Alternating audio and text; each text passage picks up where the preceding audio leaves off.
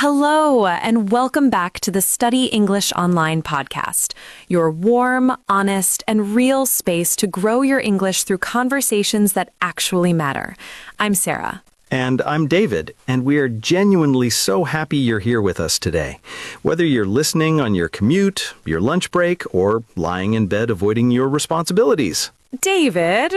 We are not judging, we are welcoming. Come in, sit down. You are among friends. That is a much better way to put it. And today, listeners, we are talking about something that I believe is the single biggest invisible wall between English learners and real fluency. And it is not grammar. It is not vocabulary. It is not even pronunciation. It is fear, the deep, quiet, sometimes almost invisible fear of speaking English out loud, especially in front of other people. Yes, and I want to say something important right at the beginning. If you have ever felt your heart beat faster before speaking English, if you have ever rehearsed a sentence in your head and then still stayed silent, if you have ever said, "My English is not good enough," and used that as a reason to stay quiet, then this episode is for you, completely, honestly, and deeply. This is for you. because you are not alone, not even close. This fear affects millions and millions of people. People who have studied English for years. People who understand almost everything they hear. People who can read articles, watch movies, and follow complex conversations. But the moment someone asks them to speak, something inside them just freezes. Freezes. That word is so accurate. It is not that the English disappears. It is that something stops you from letting it out. Exactly. And in today's episode, we want to look at that feeling honestly. Where does it come from? Why does it stay so long? And most importantly, what can you actually do about it? Yes, because we do not want to just tell you, be confident. That is the most unhelpful advice a person can give. Absolutely. Telling someone who is afraid to just be confident is like telling someone who is lost to just know where you are. It helps no one. So instead, we are going to go deeper. We are going to look at 10 real, honest ideas. Not magic tricks, not false positivity, but genuine things that can slowly and steadily help you break through that wall. And as always on the Study English Online podcast, we are doing all of this through real, natural English conversation, B2 level, so the language is rich, meaningful, and useful, but still comfortable and clear to follow. And near the end of the episode, we will also slow things down and look at some of the most powerful words and expressions from today's conversation, together. So please don't worry if you don't catch every single word right now. Just stay with us, let your ears relax, and let the English come to you naturally. And one small request before we start. If this podcast helps you feel a little less alone in your English journey, please subscribe to the channel, like this episode, and share it with one person you think might need it today. Your support genuinely means everything to us. All right, let's begin. Okay, so Sarah, I want to start with a question that might feel a little uncomfortable. I'm ready. Okay, have you ever known the answer to something? Known it clearly, completely, but still stayed quiet because you were not 100% sure your words would come out perfectly? Oh, yes, many times. Me too. And I think that is the heart of this whole conversation. Because the fear of speaking English is almost never about not knowing enough. It is almost always about not wanting to be wrong in front of someone else. Yes, and there's a name for this. Psychologists call it the fear of negative evaluation. It means you're not just afraid of making a mistake, you're afraid of what someone will think of you because of that mistake. Right, and in English specifically, this fear feels even bigger because English is not your first language, so every mistake feels like it carries extra weight, like it says something about you as a person. Exactly. And I think that's the first important thing to understand.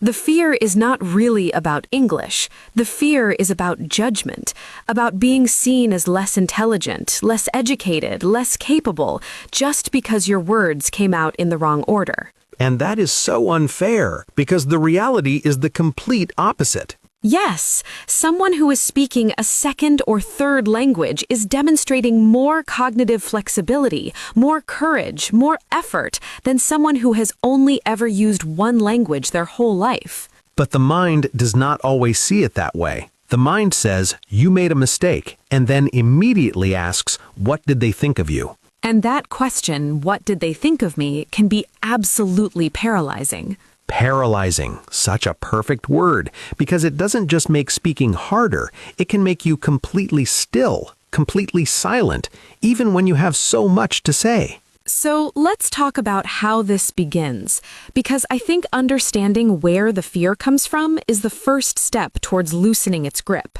Oh, I love that phrase, loosening its grip. Can we just stop for a second and appreciate that image? Please. Something has a grip on you, a tight, uncomfortable grip, and loosening it means you're not trying to throw it away in one dramatic moment. You're slowly, gently releasing it. Yes, and that's exactly how this feels like. It's not a light switch, it's a slow, patient loosening. Perfect. So, where does the fear come from? For most people, it begins in school. Think about it. In a classroom, when you make a mistake in English, it's visible. Everyone hears it. The teacher corrects you. Sometimes people laugh. Even if they're not being cruel, the moment still stings. Stings, yes. Even small embarrassments sting, and the mind remembers sting very well. It does. And after enough stings, the mind builds a simple rule. Speaking English out loud equals risk of pain. So it starts steering you away from that risk. And the painful irony is that the less you speak, the more that rule gets reinforced. Because you never build the evidence that speaking is actually okay, that mistakes are survivable, that people are often far kinder than you imagined. Right. You never get to discover that most native speakers are genuinely impressed and supportive when they hear someone trying in their language. And instead, you sit in silence and the fear grows bigger in your imagination than it ever would be in real life. That's such a crucial point. Fear loves silence and distance. It grows when you avoid the thing you're afraid of. So, the first idea is simply this. Understand the fear is not a sign that you are bad at English. It is a sign that you care, that you want to be understood, that you want to connect. And that's actually beautiful. Yes, reframe it. The fear is evidence of how much this matters to you, and that's something to respect, not hide from. Reframe, that's our first key word today, actually. To reframe something means to look at it from a completely different angle, to change the way you interpret it. Exactly. Instead of thinking, I'm afraid, so I must not be ready, try reframing it as, I'm afraid because this matters to me, and things that matter are worth doing even when they feel uncomfortable. Beautiful. Okay, second idea, and this one is something I wish someone had told me much earlier. Go on. You are allowed to pause. You are allowed to think. You do not have to fill every second of silence with words.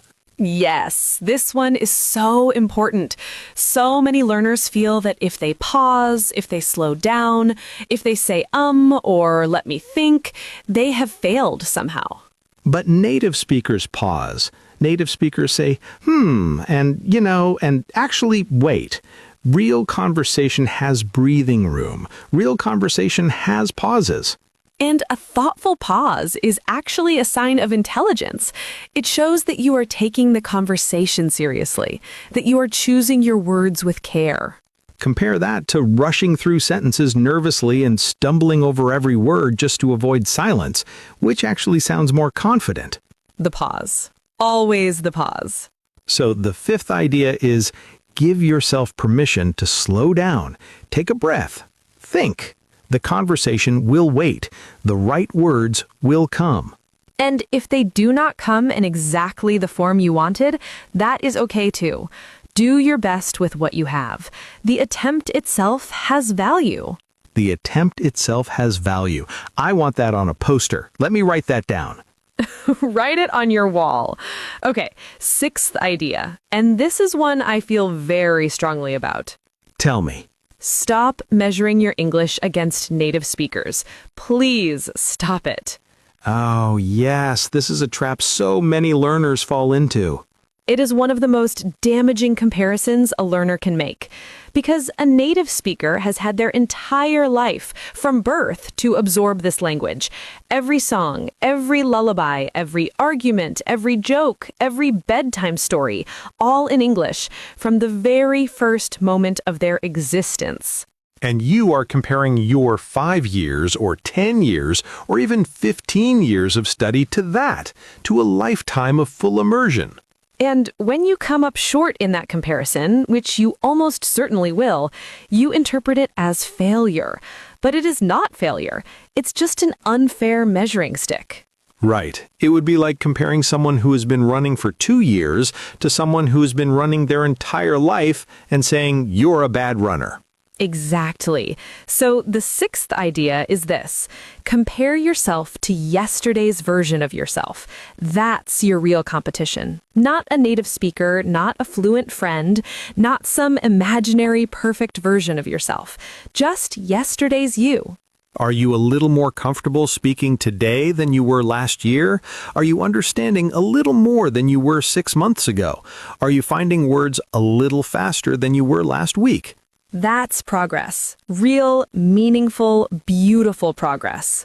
And that progress deserves to be recognized, not dismissed because someone else speaks better.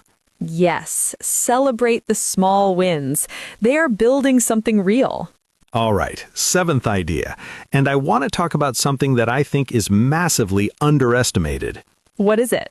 The power of finding your safe space to practice. Oh, yes, this is huge. Because not every situation is the right situation to take a speaking risk. Trying your English for the first time in a high-stakes, high-pressure environment, a job interview, a formal presentation, a conversation with someone who makes you nervous, that's genuinely hard.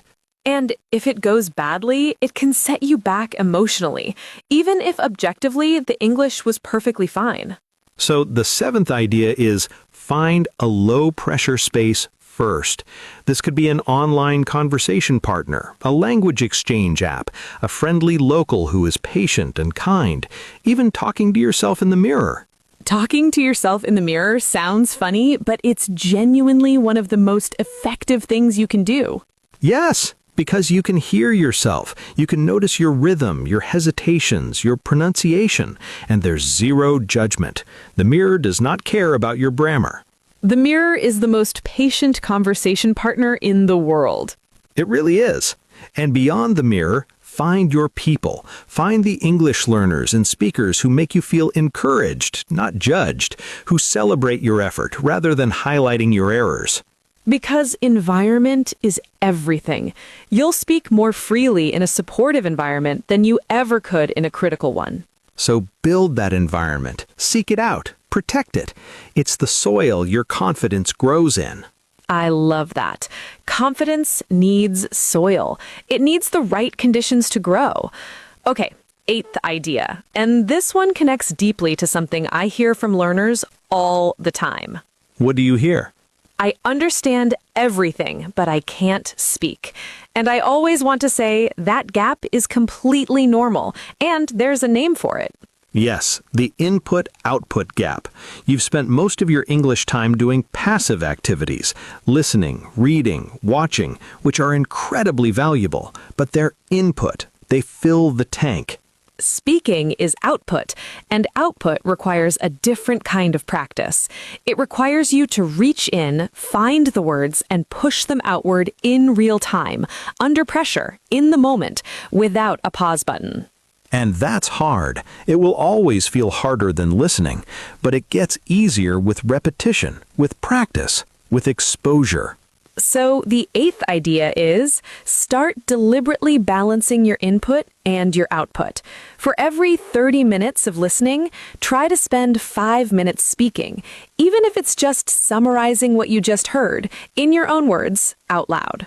That one exercise alone can accelerate your speaking progress faster than almost anything else.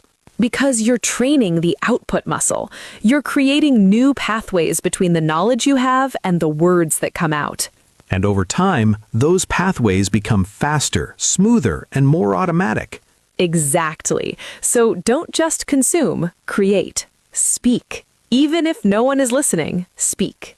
Ninth idea, and this one is emotional. I want to be honest about that. Please. To some extent, you have to make peace with the discomfort, because the discomfort of speaking a second language may not fully go away, even at very advanced levels, even after years and years of practice. That might sound discouraging, but I actually find it incredibly freeing. Yes, because once you stop expecting the discomfort to disappear, once you stop treating it as a sign that something is wrong, you can start moving forward anyway, with the discomfort, alongside it, not waiting for it to leave first. Right. Courage is not the absence of fear. Courage is speaking anyway, trying anyway, showing up anyway, even when something inside you is saying, wait, what if I get it wrong? And getting it wrong is survivable. You know this intellectually, but until you experience it, until you make a mistake and watch the world continue to exist normally around you, you can't quite believe it in your bones. So the ninth idea is this: walk towards the discomfort. Just a little, not all at once, not recklessly, but steadily, gently, persistently, a little more each time. And each time you do, you're writing new evidence into your nervous system, new proof that this is okay, that you are safe, that your English, imperfect as it is more than enough to connect with another human being. More than enough, yes.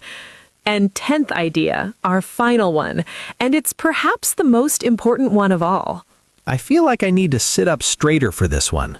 You should, because this is the one that changes everything. The 10th idea is, remember why you started. Oh. Because on the hard days, and there will be hard days, when your confidence drops, when you make a mistake that stings, when you feel like you'll never be good enough. On those days, you need an anchor. Yes, an anchor. And the anchor is your reason. Why do you want to speak English? To travel? To work? To connect with people from other parts of the world? To read books in their original language? To give your children better opportunities? To prove something to yourself? Whatever it is, it's yours, and it's real, and it's worth fighting for. So on the hard days, don't ask, am I good enough yet? Ask instead, is this goal still worth it to me? And if the answer is yes, and I believe for most of you listening right now, the answer is absolutely yes, then keep going, keep speaking, keep trying, keep showing up. Because progress in language is not always visible in the moment, but it is always happening. It's always accumulating. Every conversation, every attempt, every awkward stumble, it's all building something. Something real and lasting and genuinely yours. And one day, not in some distant fantasy, but in a real, ordinary moment, you'll say something in English and it will just come out easily, naturally, without the fear. And in that moment, you'll look back at every hard conversation, every embarrassing mistake, every terrifying attempt, and you will understand exactly why it was worth it. That day is coming. Keep going. Keep going. Okay, let's slow down now and look at some of the most powerful words and expressions from today's conversation, because today was full of really beautiful, useful language. Yes, and this is the part where we make sure the vocabulary really lands, not just passes through your ears, but actually sticks. Exactly. So let's begin. First word, paralyzing, or to be paralyzed.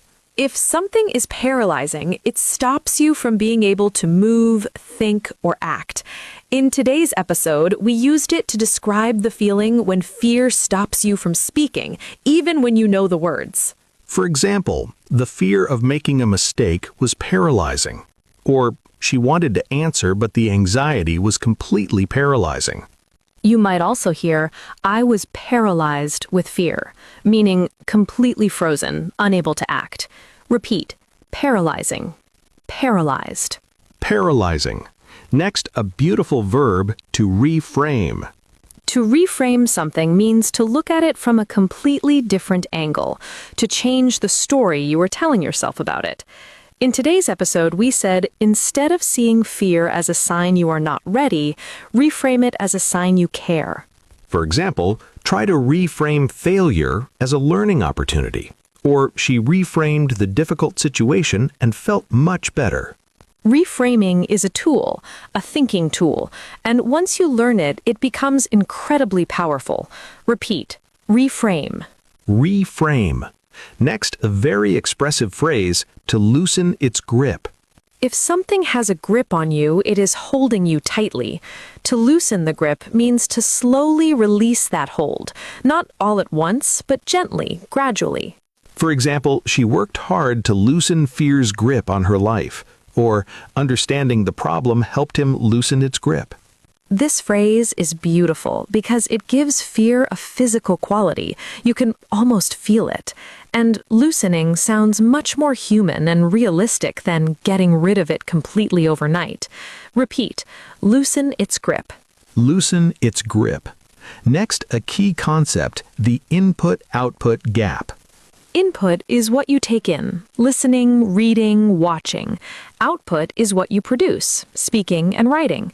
The input-output gap describes the common experience of understanding a lot but struggling to produce or speak.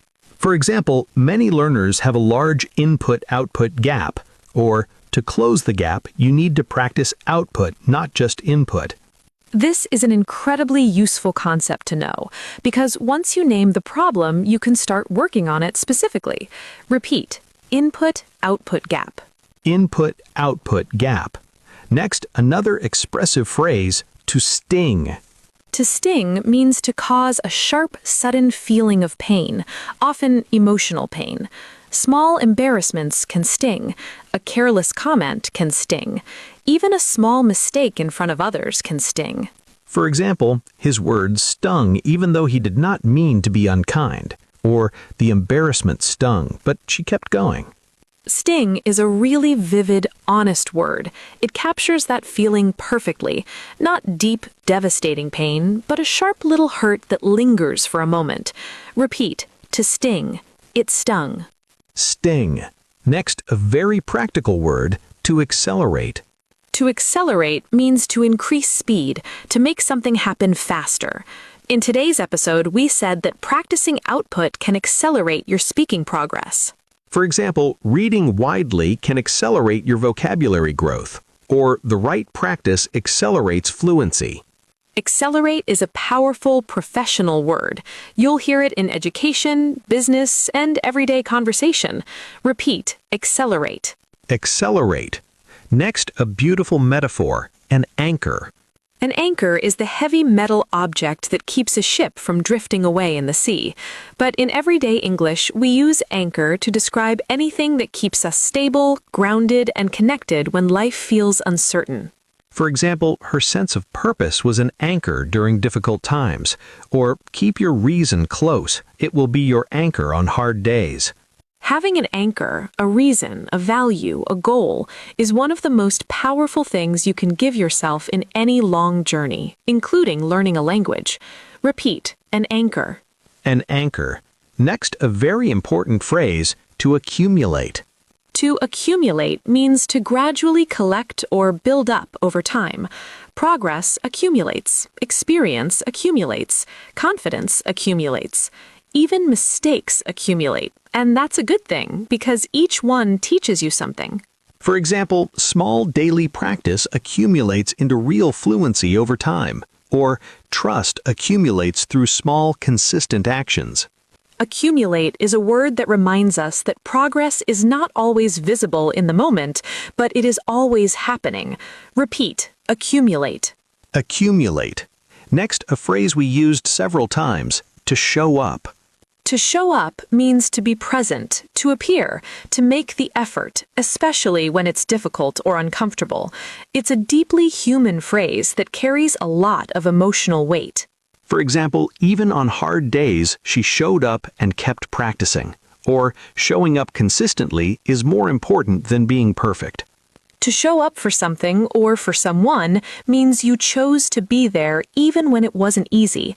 And in language learning, showing up again and again is everything. Repeat, to show up. To show up. And finally, one of my favorite phrases from today, to be in process. To be in process means to be actively growing, changing, and developing, not finished, not perfect, but moving. It's a phrase that takes the pressure of arrival off your shoulders and reminds you that the journey itself is the point.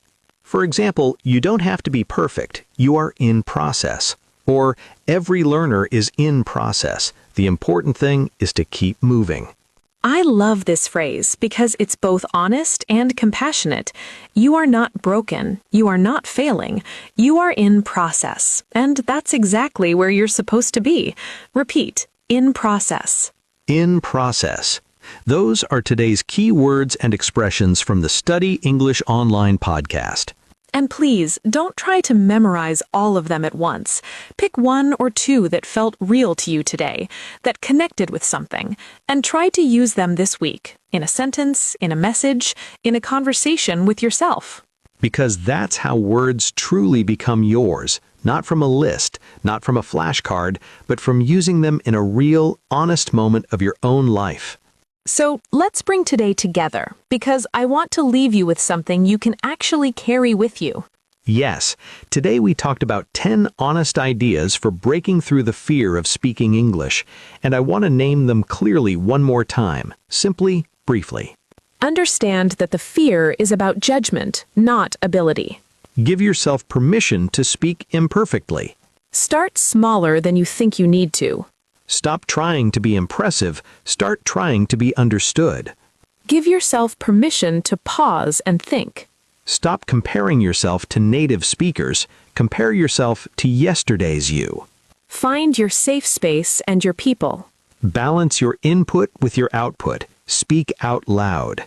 Make peace with the discomfort and walk towards it gently.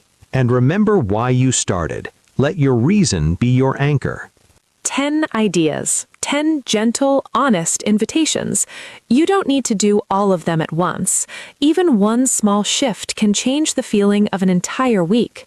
And I want to say one last thing directly to you, the person listening right now, perhaps quietly, perhaps a little nervously, perhaps in a moment where you are wondering if your English will ever feel good enough.